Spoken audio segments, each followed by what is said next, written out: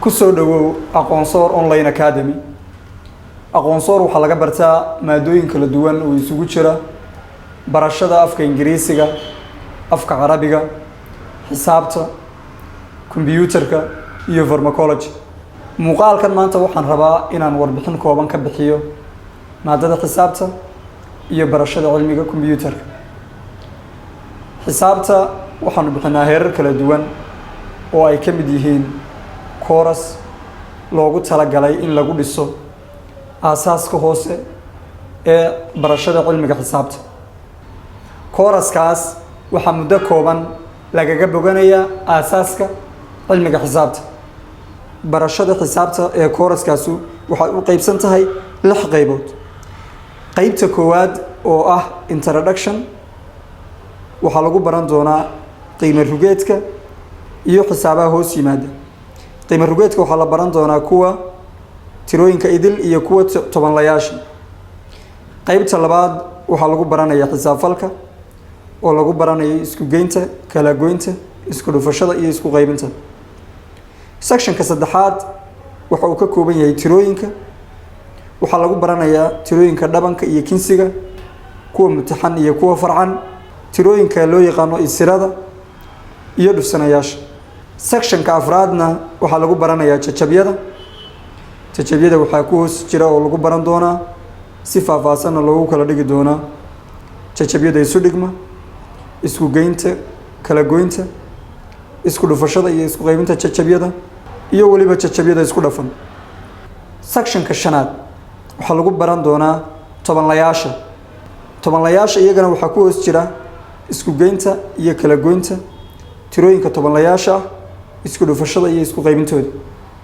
qaybta lixaad ee lagu soo xuli doono course-ka kooban ee muddada 3 bilooda lagu baranayo waxay noqon doontaa boqolayaasha. course-kani waxa uu ka kooban yahay 61 cashar oo isugu jira dhammaanba qaybaha aynu hore u soo xusnay. marka haddii aad u baahan tahay inaad barato xisaabta amaba aad dib u cusboonaysiiso aqoon hore oo aad u lahayd, waxaad nagala soo xiriiri kartaa nambarada hoos ku qoran si aad isku diiwaan geliso. aqoonsoor academy waxaa kaloo lagu baranayaa kombiyuutarka sida aan hore u sheegay. course-ka kombiyuutarka waxaa lagu baran doonaa office-ka oo ah programyada inta badan lagu shaqeeyo. qaybta kombiyuutarku waxay isugu jirtaa 3 qaybood.